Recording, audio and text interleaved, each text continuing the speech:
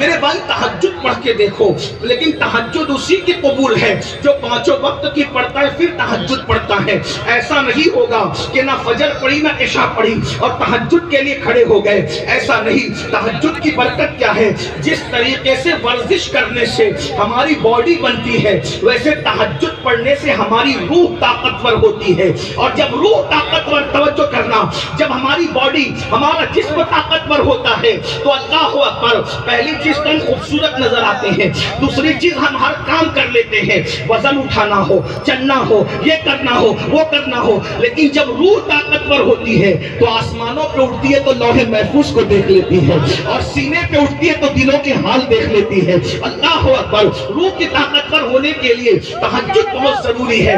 صوفیاء کے دل سے جا کے پوچھو، حضرت ہمارے مرشد سیدنا مخدوم اشرف جہانگیر سمنانی رضی اللہ تعالیٰ عنہ ارشاد فرماتے ہیں، صبح کے وقت جا کر، یعنی آخری رات کے آخری پہر میں عبادت کر کے مجھے جو مقام اور مرتبے حاصل ہوئے ہیں، کسی عبادت کی وجہ سے وہ مقام مجھے حاصل نہ ہو سکا۔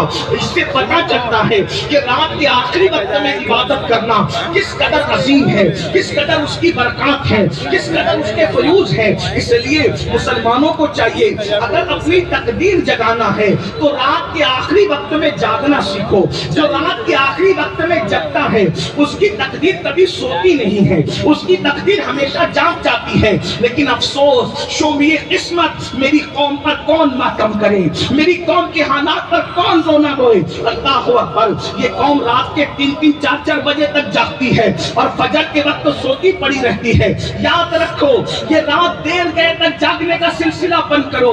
اگر کوئی کام نہ ہو، عشاء پڑھ کے سو جایا کرو اور رات کے آخری پہر میں اٹھو۔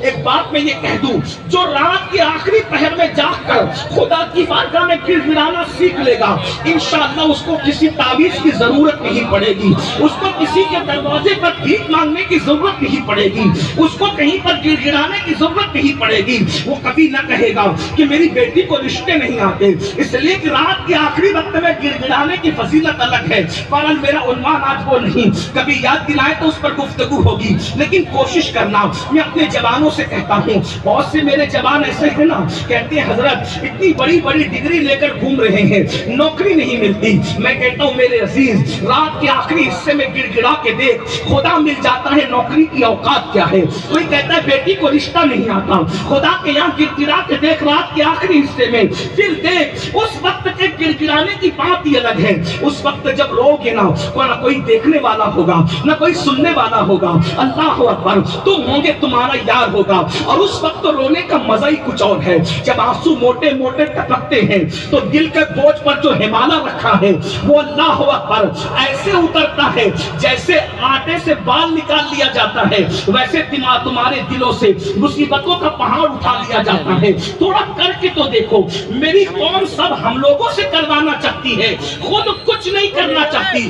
دعا آپ کیجئے، تعویذ آپ کیجئے، وظائف آپ کیجئے، یہ آپ کیجئے، وہ آپ کی محنت کرنا سیکھو۔ محنت اللہ کے رسول سے کہا جا رہا ہے، فَتَحَجَّدْ بِهِ نَافِلَةً لَكَ، آپ تہجد کا اہتمام کیجئے۔ مرتبہ کیا نصیب ہوگا؟ مقام محمود آپ کو ملے گا۔ اب یہ مقام محمود کیا ہے اس کو سن لیجئے۔ جس دن کسی کو کوئی مقام نہیں مل رہا ہے، اس دن صرف میرے اور تمہارے محبوب کو، میلاد والے مصطفیٰ کو جس کا دریا پڑھتے ہو، ان کو مقام محمود نصیب ہو رہا ہے۔ اور مقام محمود کی مختلف شکلیں ہیں۔ پہلی شکل یہ بتائی جاتی ہے کہ مقام محمود یہ ہوگا کہ اللہ اپنے عرش پر، توجہ، اللہ اپنے عرش پر اپنے ساتھ اپنے محبوب کو بٹھائے۔ وہ اللہ جو بیٹھنے اٹھنے سے پاک ہے، وہ اللہ جو آنے جانے سے پاک ہے۔ اس پر آپ سمجھ نہیں پائے کہ بات کتنی بڑی ہے۔ اللہ کے عرش پر خدا کے ساتھ جس کو جلوس نصیب ہوگا، وہ ذات تنہا عابدہ کے لال کی ذات ہے، وہ تنہا مصطفیٰ جان رحمت کی ذات ہے۔ سمجھانے کے لیے، صرف ملانے کے لیے کہو، اگر آپ کسی بڑے وزیر اور امیر کے ساتھ کسی کو بیٹھا دیکھ لے تو کیا کہتے ہیں؟ یار اس کی شان کیا ہے کہ اس کو فلاں بادشاہ نے اپنے بازو میں بٹھایا، اپنی کرسی پہ بٹھایا، وزیر نے بٹھایا، امیر نے بٹھایا، ایم ایل اے نے بٹھایا، بادشاہ نے بٹھایا، بنا تمثیل، کروڑ بار بنا تمثیل میرا اللہ بیٹھنے اٹھنے سے پاک ہے۔ لیکن فرمایا میرے امام لکھتے ہیں کہ خدا اپنے عرش پر مصطفیٰ جان رحمت کو بٹھائے گا جس کو شایا ہے عرش خدا پر جلوس، جس کو شایا ہے عرش خدا پر جلوس ہے، وہ تمکین والا ہمارا نبی، ہمارا نبی۔ یہ شان اپنے نبی کی ہے۔ پھر دوسری بات، ایک بات امام نے اور لکھی، اللہ فرماتا، امام لکھتے ہیں کہ اللہ اس دن اپنی کرسی پر اپنے محبوب کو بٹھائے گا، اور اس سے بڑی بات ہے، توجہ تو فرمائے نا، غور تو کیجئے، یہ شان کس کی ہوگی؟ جس دن سب نفسی نفسی کہیں گے، اس دن خدا کی کرسی پر جس کو، اس کو ملا علی قاری نے بھی لکھا، اس کو ملا علی قاری بھی بیان فرماتے ہیں، امام نے اس کو اپنے رسالے میں نقل فرمایا، غور کیجئے گا، توجہ فرمائیے گا۔ حضرت اللہ اکبر صاحب نسیم الریاض بھی اس طرح اشارہ کرتے ہیں کہ اللہ رب العزت اپنی کرسی پر، میں کتابوں کے نام اس لیے لے رہا ہوں کہ اگر آپ کون کرنا چاہیں تو دیکھ سکتے ہیں، اللہ اکبر، اندازہ فرمائیں، اللہ اپنی کرسی پر اپنے محبوب کو جلوگر فرمائے گا، محبوب آپ کو بیٹھیے، ذرا غور تو کیجئے۔ اس کے بعد تیسری بات یہ ہے کہ محبوب کے ہاتھ میں ایک حمد کا جھنڈا دیا جائے گا، اور جب حمد کا جھنڈا دیا جائے گا اس دن نبی کی شان یہ ہوگی، قیامت کے دن نبی کی شان یہ ہوگی، حمد کا جھنڈا۔ اس کو مقام محمود اس لیے کہتے ہیں کہ وہ حمد کا جھنڈا جب حضور علیہ السلام کے ہاتھ میں دیا جائے گا، حضور فرماتے ہیں وہ جھنڈا میں اپنے ہاتھ سے علی ابن ابو طالب کے ہاتھ میں دے دوں گا، اللہ اکبر، توجہ فرمائے، یہ بھی اللہ، تو وہ جھنڈا جو ہے دور کے غلاموں کو بھی تسلی دے رہا ہوگا، اور قریب کے غلام بھی جو ہے اس میں اس کے سائے میں ہوں گے، بلکہ سارے غلام اس کے سائے میں ہوں گے۔ غلام تو غلام ہے، انبیاء کے بارے میں بھی فرمایا کہ قیامت کے دن سارے انبیاء آدم سے لے کے عیسیٰ تک سب میرے جھنڈے کے نیچے ہوں گے، ولا فخر، اور میں فخر نہیں کرتا اس بات پہ، یہ اس پہ بھی توجہ کریں، آقا فرماتے سارے انبیاء میرے جھنڈے کے نیچے ہوں گے، ولا فخر، میں اس پہ فخر نہیں کرتا۔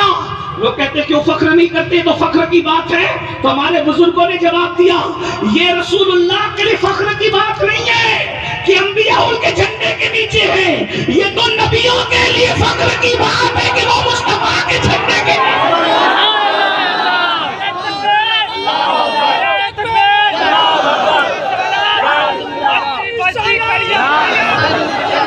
اندازہ تو فرمائیں، سارے انبیاء یہ قیامت کے دن اپنے نبی کی شان ہے، اپنے نبی کی عظمت تو ذرا پہچانو، نبی کے بارے میں کچھ بھی نہیں جانتے، جس کا کلمہ پڑھتے ہو 1500 سالہ جشن منا رہے ہو، کتنے مسلمان ہیں جنہوں نے پوری سیرت النبی پڑھی ہے؟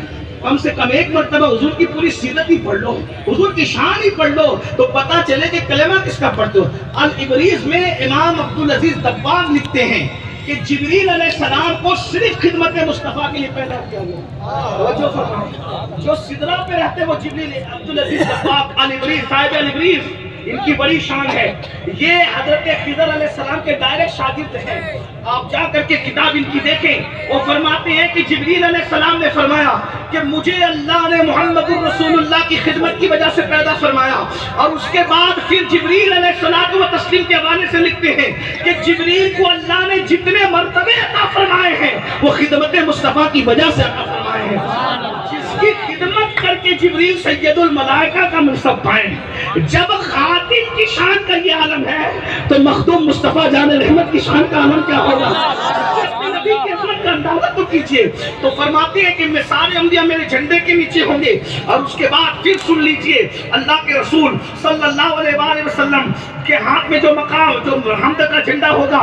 اور مقام محمود پر حضور فائز ہوں گے، تو جب حضور کو اللہ دیکھے گا جیسا کہ اس کی شان ہے، تو اللہ حضور کو دیکھے گا، اور اس دن जिस दिन ना, मैं अपने जुमले में कह दूं, बुरा मत मानना, उस दिन ना किसी की दादागिरी चलेगी, ना उस दिन किसी की बाबागिरी चलेगी।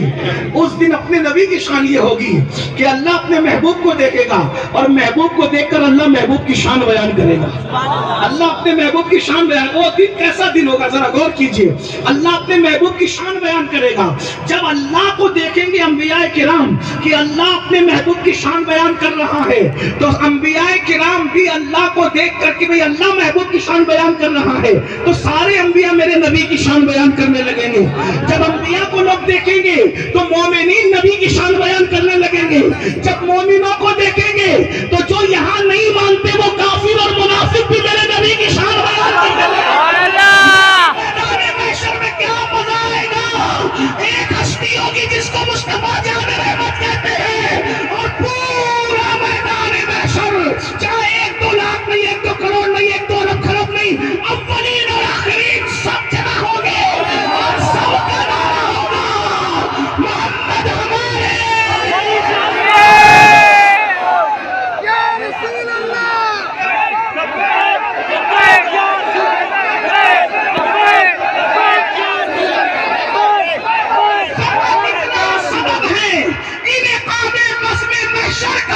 कि उनकी शान महबूबी दिखाई जाने वाली है।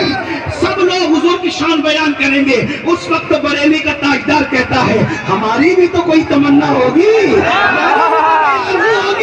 अरे सब नबी की शान, अल्लाह नबी की शान बयान कर रहा है, आदम और खलील नबी की शान बयान कर रहे हैं, औलिया सहाबा अंबिया सब नबी की शान बयान कर रहे हैं, हत्ता के मुनाफिक और मोमिन भी नबी की शान बयान कर रहे हैं। उस वक्त ईमान कहते हैं हमारी तमन्ना क्या है, सबा वो चले कि बाल फले, वो फूल खिले, कि दिनों भले, लिवा के तले सलाम खुले, हमारी जमात तुम्हारे। उस वक्त हम भी नबी की तारीफ, इसलिए कहता हूँ नबी की तारीफ अभी से करो, मिलाद से चिड़ा न करो। बेटे का बर्थडे मनाने पर एतराज नहीं है, नबी की मिलाद मनाने से क्या तकलीफ है। जो बेटा दुल्हन आने के बाद भाग जाएगा, वफा करेगा कि बेवफा करेगा, कोई गारंटी है।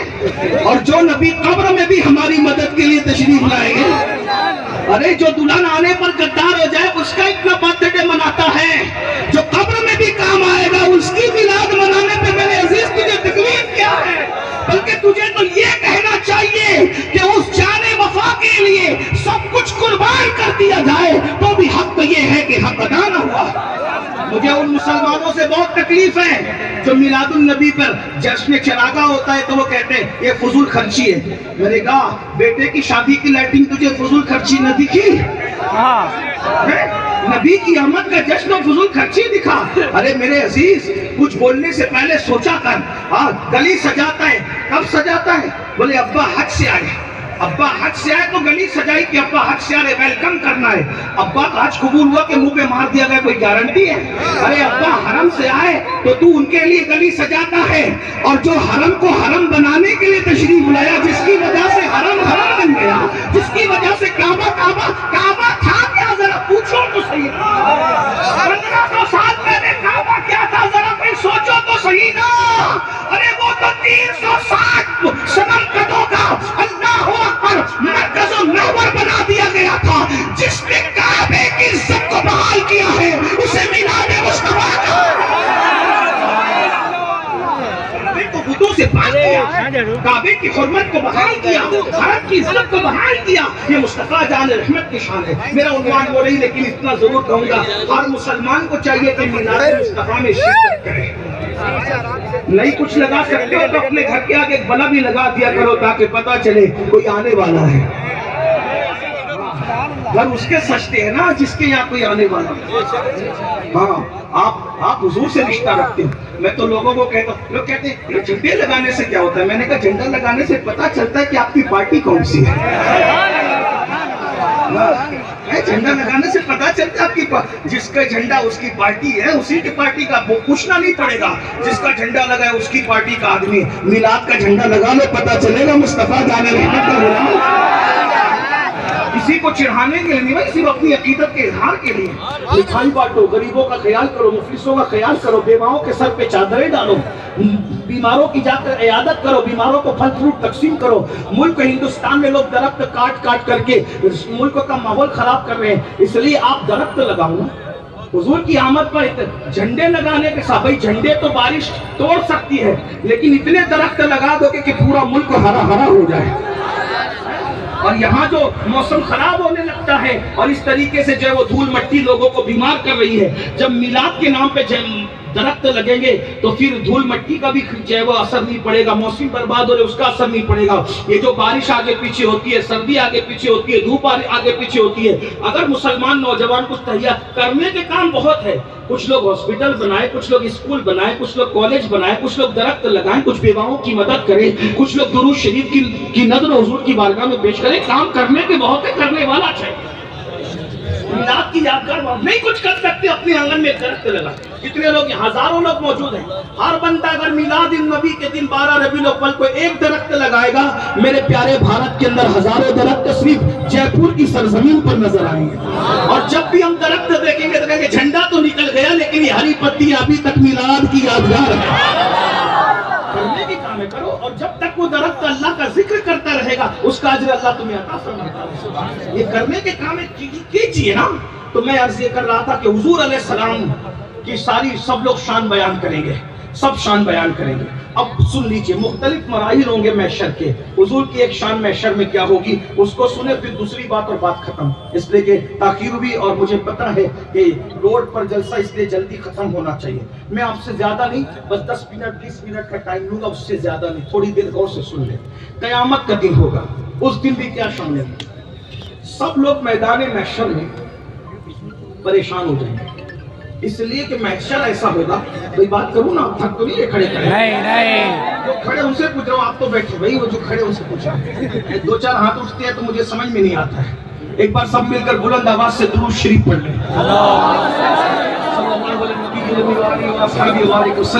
صلاۃ و سلام علیک یا سیدی یا رسول اللہ، صلاۃ و سلام علیک یا جد الحسن والحسین۔ بس 2 باتیں پیش کرنا ہے، 2 باتیں سن لے، بات پوری کرتا ہوں۔ آج جلدی زیادہ دیر تک گفتگو نہیں کروں گا، موسم بھی پروگرام کی حمایت میں نہیں ہے، وہ ڈرا رہا ہے، تو بس اتنی سی بات۔ تو محشر میں سب پریشان ہو جائیں گے، سب پریشان، سب مطلب سب۔ اب کسے میں ترک کروں، کس کا انتخاب کروں، سب پریشان ہو جائیں گے، سب پریشان ہوں گے، سب پریشان ہو کے جمع ہوں گے۔ اب توجہ کیجئے، اس طرف توجہ کیجئے، سب جمع ہو جائیں گے اور جمع ہو کر وہ آپس میں مشورہ کریں گے، پلان کریں گے، بھئی بہت مصیبت ہے، بہت تکلیف ہے، بہت پریشانی ہے۔ میں روایت کو اپنے الفاظ کے جامع میں پیش کر رہا ہوں خلاصے کے ساتھ، علماء کی توجہ چاہتا ہوں دعا لینے کے لیے، کیونکہ آپ یہ نہ سمجھیں کہ یہ تو روایت میں نہیں، یہ تو آیا کیسے، تو وہ روایت کا مفہوم ہوگا، روایت سے ہٹی بھی کوئی بات نہیں ہوگی، اس کا اتنے مجموعہ ہوگا، ٹھیک ہے؟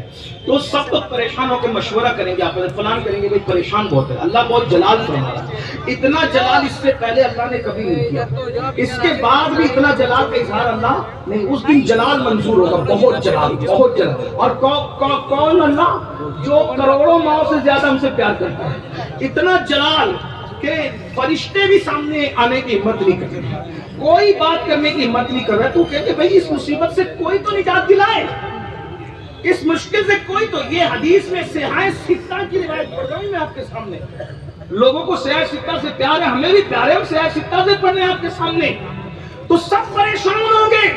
میں مفہوم پڑھ رہا ہوں لیکن غور کریں بہنوں کی بھی توجہ، تو اس مصیبت سے نکلنا تو ہے، کریں کیا کریں، کوئی جائے گا نہیں جائے، کسی کی نہیں چلے گی، نہ مفسر صاحب کی، نہ مقرر صاحب کی، نہ پیر صاحب کی، نہ ادیب صاحب کی، نہ خطیب، نہ ڈاکٹر، نہ کسی کی کچھ نہیں چلنا ہے۔ بادشاہ لوگوں کے بھی وہاں منہ نہیں کھلیں گے، وہ پوچھا جائے گا لمن الملک، آج کس کی بادشاہت ہے؟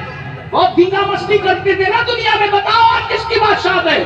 جواب دینے کی بھی اوقات نہیں رہے گی، سارا سناٹا ہوگا، تو پھر خود اللہ خود ہی جواب دے گا، للہ الواحد القہار، صرف واحد قہار کی حکومت، کسی کی حکومت نہیں ہے۔ وہ دن موت کو بھی اللہ موت کا مزہ چکھائے گا، اسے میدان میں موت کی بھی موت ہوگی، موت کی بھی ڈیتھ ہو جائے گی، موت کو بھی موت آئے گی، جس موت نے سب کو مارا ہے اس موت کو بھی اللہ مارے گا۔ وہ میدان محشر ہے۔ سنیے، سب جمع ہوئے، بھئی کیا اس مصیبت کا حل کیا ہے؟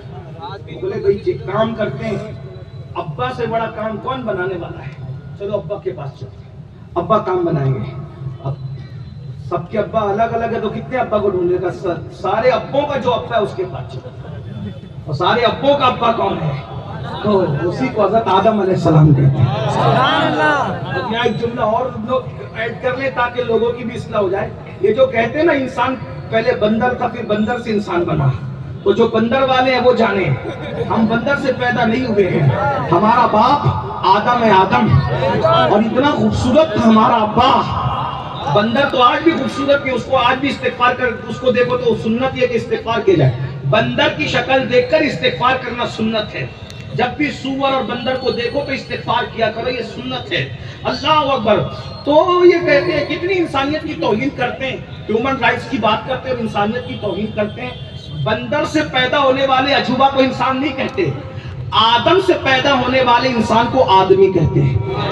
ہم بندری نہیں ہیں، ہم آدمی ہیں، اس لیے کہ ہمارا باپ بندر نہیں، ہمارا باپ آدم ہے۔ اور اتنا خوبصورت تھا ہمارا ابا آدم علیہ السلام کہ فرشتوں نے جس کے آگے سجدہ کیا ہے۔ اتنا بڑا اللہ، اتنا بڑا عالم تھا کہ جس کے علم کے سامنے فرشتے خاموش رہے۔ اقبال نے اس کی منظر کشی کی ہے، بدل ڈالا ہے اب تو اندازے بیاں ہم نے، نہیں تو بند کر دی تھی فرشتوں کی زبان ہم نے۔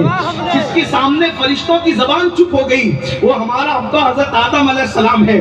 بہرحال سن لے اب ابا جی کی شان، بڑے ہمارے شان والے ابا جی ہے۔